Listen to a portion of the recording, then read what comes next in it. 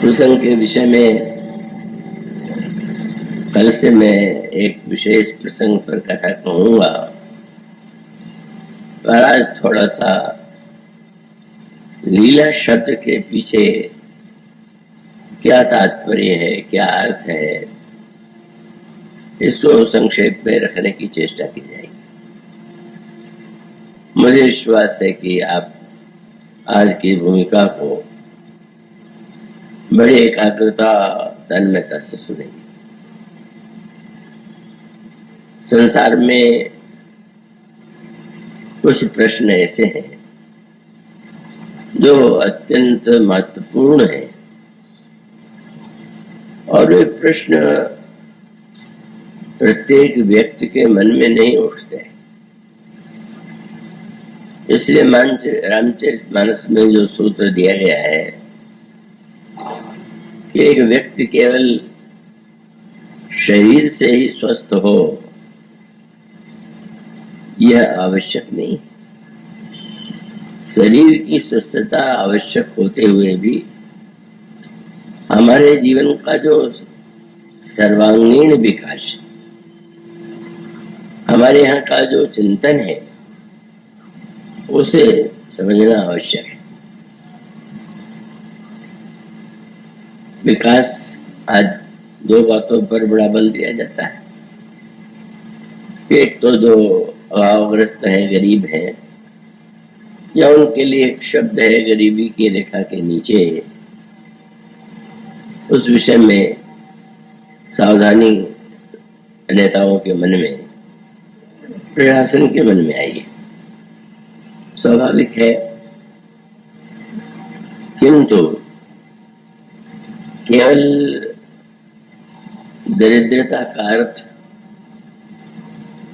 या विकास का अर्थ वो नहीं है, जैसा साधारणतया लोग समझ बैठे। इसी वर्ष की बात है, नवंबर में श्री राम दर्शन के नाम से, राम मंदिर के नाम से स्थान की रचना की गई। नानाजी देशमुख ने जो चित्रकूट में एक विशेष प्रयोग किया है, उस संदर्भ में,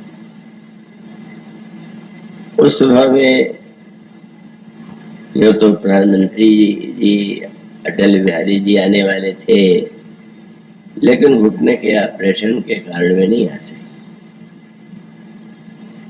उस सभा में जो कुछ वक्ताओं के द्वारा संबोधित किया गया, उसमें एक श्री जॉर्ज फर्नांडिस भी थे, और एक बात उन्होंने उस समय कही। उन्होंने कहा कि किसी व्यक्ति ने संभवतः उत्तर प्रदेश के राज्यपाल ने ये कहा कि अगली शताब्दी भारत की होगी, पर जॉर्ज साहब ने इसमें संदेह प्रकट किया और इसके लिए उन्होंने चीन के आंकड़ों से भारत के आंकड़ों की तुलना और बताया कि विभिन्न वस्तुओं के उत्पादन में चीन की तुलना में हम बहुत पीछे हैं। ये एक उनका संदेश था कि हमें विकास की यात्रा पूरी करने के लिए बहुत कुछ करना होगा। किंतु मुझे जो उत्तर देना पड़ा, और देना इसलिए पड़ा कि उन्होंने विकास के संदर्भ में जो बात कही थी, वो एक दृष्टि से होते हुए भी, सही होते हुए भी, हमारी जो संस्कृति है, हमारा जो धर्म है, सनातन धर्म की दृष्टि से वह दृष्टि अधूरी। मैंने उस दिन कहा था और आज भी इसी बात की ओर ध्यान आकृष्ट करूंगा कि अगर विकास का अर्थ यही हो, तो जो आज के युग में या समाज में माना जा रहा है, तो आप ये विचार करके देखिए कि जिस समय भगवान श्री राम अवतरित हुए उस समय सारे विश्व में सबसे अधिक विकसित राष्ट्र कौन था, राज्य कौन था? और अगर विकास की केवल वर्तमान परिभाषा को माने तो सबसे अधिक विकास लंका का हुआ। विकास की दृष्टि से विचार करके देखें तो जिन वस्तुओं का नाम गोस्वामी जी ने लिया है कि लंका में दिन रात इनकी उन्नति हो रही है, उसे पढ़ करके यह लगना स्वाभाविक है कि जहां 10 दिशाओं में उन्नति हो रही हो, उससे बढ़ करके विकसित राष्ट्र कौन होगा। और जहां गोस्वामी ने लंका का वर्णन किया है वहां उन्होंने जो वस्तुएं गिनाई और जिसमें लंका की उन्नति और विकास की ओर जो शब्द उन्होंने कहे आपने पढ़ा होगा। उसमें गोस्वामी जी कहते हैं 10 वस्तुओं की उन्नति लंका में निरंतर हो रही है। और वो जो 10 वस्तुएं गिनाई हैं वो है सुख, संपत्ति, सुत, सेन, सहाय, ये प्रताप बल बुद्धि बढ़ाई। लंका में निरंतर सुख की वृद्धि हो रही है, संपत्ति की वृद्धि हो रही है, पुत्रों की संख्या वहां बहुत अधिक है, सैनिकों और वो जो विविध प्रकार की उन्नति के माध्यम में जब वे युद्ध करते हैं तो सर्वदा विजय प्राप्त करते हैं। और लंकाधिपति रावण के प्रताप की चारों ओर धूम है, उसके बलवत्ता, उसके बड़प्पन, उसके शास्त्र ज्ञान की चर्चा चारों ओर व्याप्त है। तो अब उस दृष्टि से अगर विचार करके देखें तो लंका की तुलना में अयोध्या यद्यपि बहुत श्रेष्ठ नगर था, पर वो ऐसा लगता है कि इस कसौटी पर तो लंका का विकास अयोध्या से अधिक हुआ था।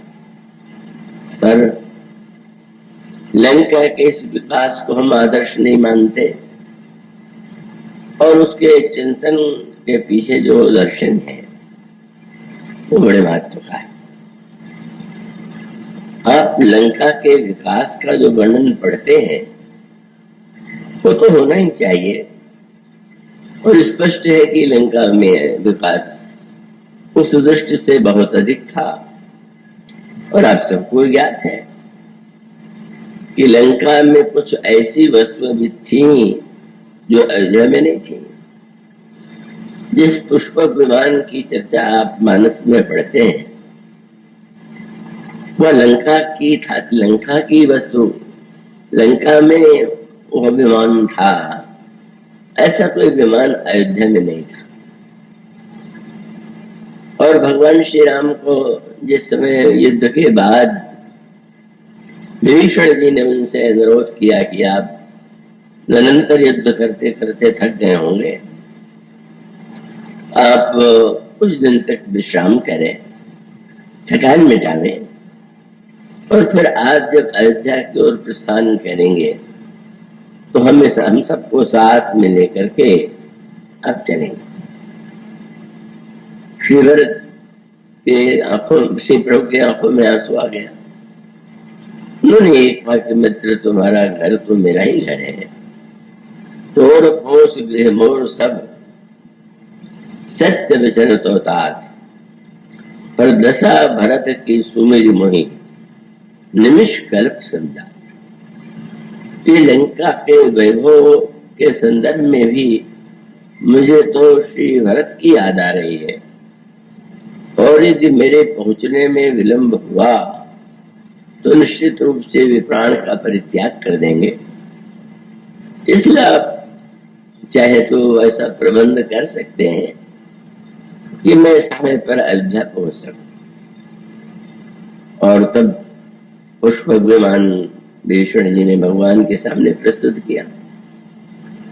भगवान श्री राम पुष्पक विमान पर आरूढ़ होकर के जनक नंदिनी सीता और लक्ष्मण के साथ तो जाते ही हैं, पर प्रभु के निकटस्थ जो भक्त या व्यक्ति ऐसे थे जो बड़े व्यग्र थे, श्री अयोध्या जाने के लिए उन्हें भी साथ में लेते। तो स्पष्ट है कि ऐसा कोई विमान अयोध्या वासियों के पास नहीं था। पर श्री राम के चरित्र की आप कल्पना कीजिए कि वे जब उस विमान से श्री अवध में पहुंच गए तो सहज रूप से भगवान राम उस विमान को पास में रख लेते और विभीषण बड़ी प्रसन्नता से वो भेंट प्रभु को कर देते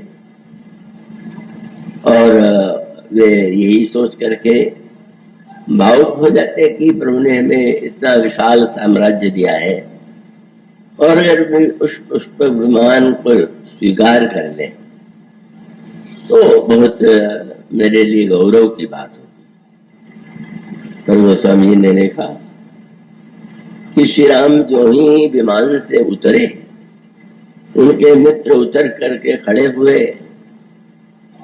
पहला कार्य श्री राम ने क्या किया? प्रभु ने तुरंत आज्ञा दिया पुष्पक विमान उसके संचालक को कि आप यहां से तत्काल चले जाएं और आप कुबेर के यहाँ स्थानांतरित होकर के वहां निवास करें।